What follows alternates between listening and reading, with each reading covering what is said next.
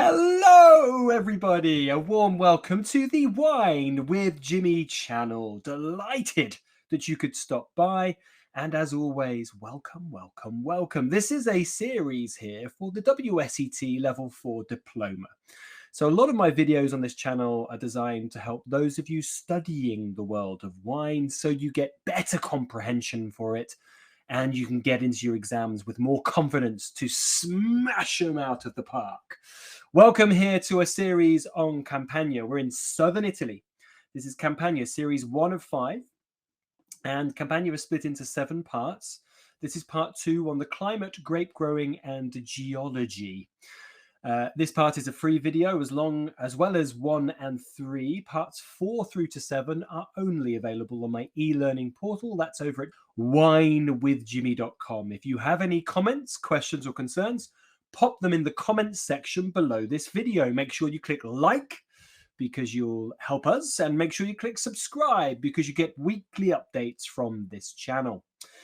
If you want to, please get in touch via social media as well that you see at the bottom of every slide. Let's rock and roll talking about Campania and its climate. So we'll go through climate, topography, geology, all of those things. So Campania is a warm Mediterranean climate.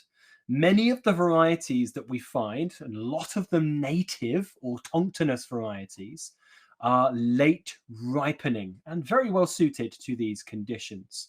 They can be threatened by the cold and from early autumnal rain that comes, of course, into their season as they are late ripening varieties. Frost in spring can be a problem where vines are planted in frost pockets or on lower slopes or valley floors, which is not the most common, of course, in the hilly landscapes of Italy. There is a topographical map of Campania on the left-hand side that you can see just there. Really just getting your whereabouts here. I've kind of identified this previously in the last video, but you'll see here is the Bay of Naples. There is Naples, that big red dot just there. Have I got my pointer out? Yes. So just there, Napoli. To the immediate east of Napoli is Vesuvius, very famous volcano, of course, very important place. Just to the west is the Campi Flegrei, which is the burnt lands, the volcanic lands that sit just to that western section. North we have Caserta. We also have up here on the coastal bit is Monte Massico. Monte Massico, important if you watch the last video on the history of Campania, because Falernum is said to have come from Monte Massico, and that's where the mythology around the Roman god Bacchus visiting the farmer called Falerno, that's where it takes its name from. Inland from there we have Benevento, Avellino, very important central cities where we'll talk a lot about appellations around later, certainly around Avellino. Salerno, on the Bay of Salerno down to the south, and that's where you would find Amalfi Coast, places like Ravello, for instance, Amalfi itself, and the island of Capri. The Apennines, is what covers the whole of the eastern section, as you'll see here, and we have the Tyrrhenian Sea down here, which is the part of the Mediterranean. So that's our landscape that we find just there. Now, in terms of vineyards and topography, many of our vines are planted on slopes up to around 600 meters in Campania, and that provides a cooling influence in this otherwise quite a warm temperature. It's a warm Mediterranean area. So you've got that cooling effect, which is mightily important, of course. Geology found in this area. So there are 3 main soil groups in Campania. The DOCGs that I'll go through are kind of given to some of these 3 groups. So first of all, limestones and clay soils, which we find in the hills. So I'll get my red arrow out now and do some pointing away for you. So in areas like here around Avellino, These kind of zones classically are limestone and clays. They provide a good balance between fast drainage, but also water retention. They're somewhere in the middle, which means they are a very decent soil, of course, for the ever-changing Mother Nature in terms of our weather patterns. Areas included in here are where I'm pointing with my arrow, so near Avellino. So for the likes of Fiano d'Avellino, for example, Greco de Tufo as well, around Tufo, north of Avellino, and also the likes of Taurasi, which is a famous DOCG, very close to that area as well. And so all in this sort of central zone for limestones and clays. Volcanic and sandy is generally found around Napoli. So this is areas like Campi Flegrei and also Vesuvius here. So the Vesuvio DOC, for example.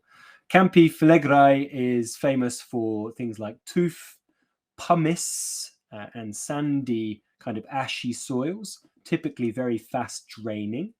And we'll find things like Falangina and Piedrosso in that area to the west of Napoli. And then Vesuvio to the east includes very similar soils, but made from a variety called Coda de Volpe, which makes the Lacrima Christi DOC, which is very famous around Vesuvio, will be discussed later on in these video series. So volcanic, and of course this is quite typical to think of. If you've visited Napoli and you have either gone east or west, many people go east from Napoli, you will see the land. Of course, you'll see Mount Vesuvius in all of its glory. And of course, you have a lot of history in your mind about Vesuvius and the city of Pompeii.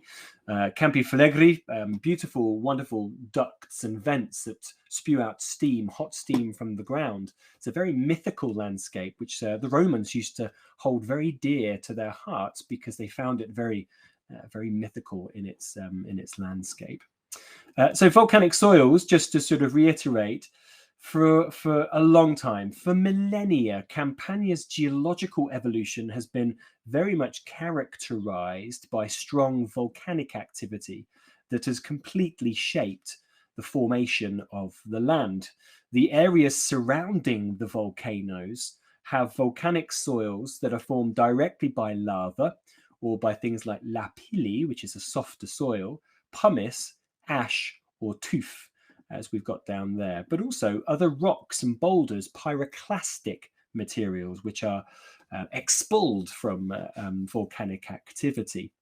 Even inland areas, which we've identified already as being famous for limestone and clays, they're far away from the volcanoes, but they do have essences of volcanic soils, which have normally been transported by wind. So we can find things like ash and lapilli, and normally sort of ash and tuff, those kind of soils. The areas that have a large presence of loose volcanic soils have prevented the widespread movement of phylloxera. So the consequence of that is that you'll find old and ungrafted vines because phylloxera just doesn't exist there. So there are, of course, found here some exceptionally old varieties, over 100 years old, which predate phylloxera.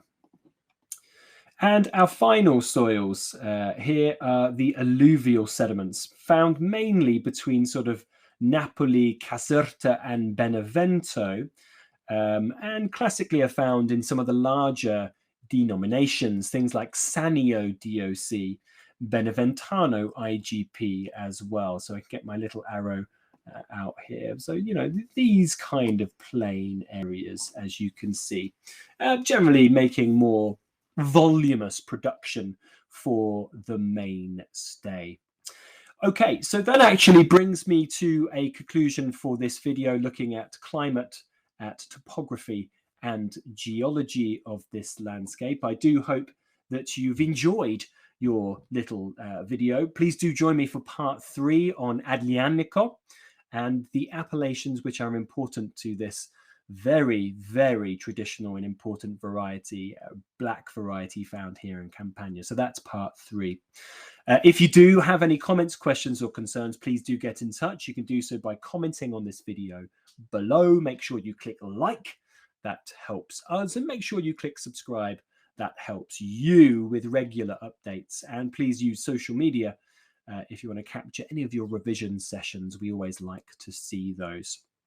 Anyway, see you next time for part 3. I've been Jimmy Smith. Ciao for now. Goodbye.